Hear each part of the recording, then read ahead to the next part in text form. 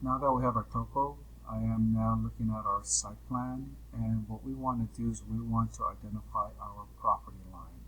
So again, you go to your massing and site, hit property line, and we want to create by sketching, and just kind of zoom in here, click one, the survey.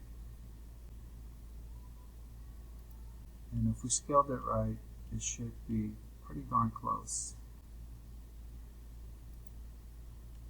You know, all the radius and things like that. I'm not gonna be perfect, but especially because we're not building all the way down here, but that's pretty close. I'm gonna say yes, and then now I have my property line. So if I go to my first, I'll have my bounds. If I wanted to see my topo, it's there, and I'm ready to start my floor plan. A couple of things. You guys should have already downloaded the full Condoc set for Careful, and it's a PDF file, so it kind of looks like this. And it doesn't really matter where you locate your house in your particular project, but you know, be mindful that it's about 143 and some change feet away from their front yard property line to the most rear part of the deck. So, you know, if you're 143 feet or 144 feet, I'm really not going to care, but it just kind of gives you a reference on where you can start your kind of floor plan.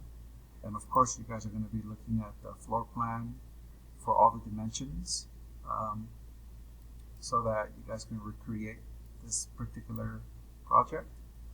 A couple of things to be mindful of. I noticed that here on the floor plan, we set this first floor finish elevation to be 818 above sea level.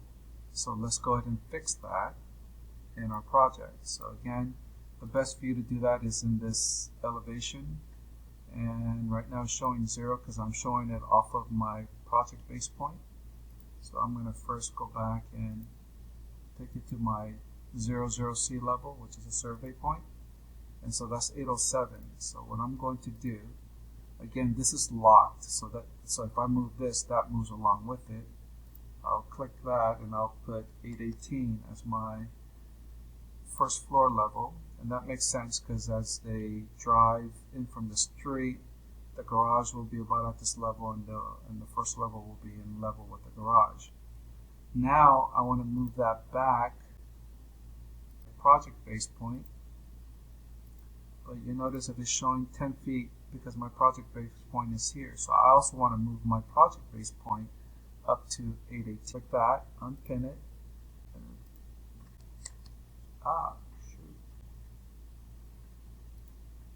change it to 818, and that moves, and then pin it back so it doesn't move, and so that's really, really important so that you understand where all your levels are. And go back to your first floor plan. I would tell you to create a kind of a reference plane using this corner like this, and then create another reference point plane offsetting that I'm just going to use 144 feet. So in a sense, this is where my deck's going to start, which is kind of on the first floor, this line right here, somewhere here. And you know, the left and right, I wouldn't worry too much about it, but let's see if we can get any information from the site plan here. A whole lot. 10-foot setback to this corner here. That's probably the shortest, and I think it gets wider because this property line expands out. So what I'm going to do is take this point here. If your house isn't located exactly where the plans show, it doesn't really matter for you guys as long as you're within the setback. So I am going to draw another reference plane 10 feet away, and your other corner of the house is somewhere here. Okay, so I will kind of start off with that, and then kind of use this as a guide, but start laying out your floor plans, guys. First floor and second floor, and we'll see you guys in the next demo. Alright, so let's get ready to lay out some walls here. I'm just going to do a really rough one, and then you guys can start over, take over from there. So this corner here is roughly on our model, or this on the it's probably this corner, right? So I'm gonna just go ahead and lay a 10-foot line, and then I'm gonna do a wall that's 28 feet 4 inches. I don't mind, by the way, I don't mind if you guys are rounding these numbers. That's totally okay with me. So I'm going to go 28 feet 5 inches in this case. So 10 feet off and then 28 5. You know what? I'm going to go ahead and make another 10 feet for the, and then my wall's going to start. So wall, as you know, is WA.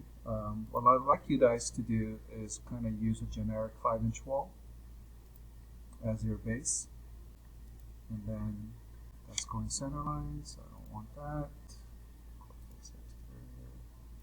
So 28 5. Struggling here.